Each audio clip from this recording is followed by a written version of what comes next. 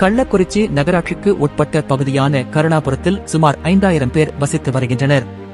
அதே பகுதியைச் சேர்ந்த கோவிந்தராஜன் என்ற கண்ணுக்குட்டி என்பவர் தனது வீடு, சகோதரர் தாமோதரன் வீடு, ஜீவா என்ற உறவினர் வீடு என 3 வீடுகளில் வைத்து பல ஆண்டுகளாக கள்ளச்சாராயம் விற்பனை செய்து வந்துள்ளதாக கூறப்படுகிறது.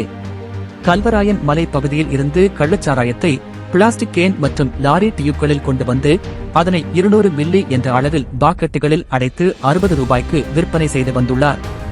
மலிவு விலைக்கு கிடைத்ததால் கருணாபுரம், ஏமப்பேர், மாடூர், வீரசோழபுரம், மாதவச்சேரி ஆகிய கிராமங்களைச் சேர்ந்தவர்கள் கண்ணுக்குட்டியிடம் கள்ளச்சாராயம் வாங்கி குடித்து வந்ததாக தெரிகிறது.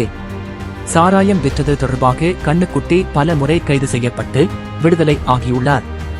அவர் மீது இதுவரை 70 வழக்குகள் நிலுவையில் உள்ளன. இந்த சூழலில்தான் கருணாபுரம் பகுதியில் கடந்த ஞாயிற்றுக்கிழமை துக்க நிகழ்ச்சி ஒன்று நடைபெற்றுள்ளது. இதற்காக வந்தவர்கள் கண்ணுக்குட்டியிடம் கள்ளச்சாராயத்தை வாங்கி குடித்துள்ளனர். வழக்கத்தை விட விற்பனை அதிகமானதால் கள்ளச்சாராயத்திற்கு கிராக்கி ஏற்பட்டுள்ளது. ஆனால் கல்வராயன் மலைப்பகுதியில் இருந்து கள்ளச்சாராயத்தை உடனடியாக கொண்டுவர முடியாத நிலை ஏற்பட்டுள்ளது. அதனால் மறுநாள் தன்னிடம் இருந்து கள்ளச்சாராயத்தில் கண்ணுக்குட்டி அதிகளவில் மெத்தனால் கலந்து விற்பனை செய்ததாக கூறப்படுகிறது.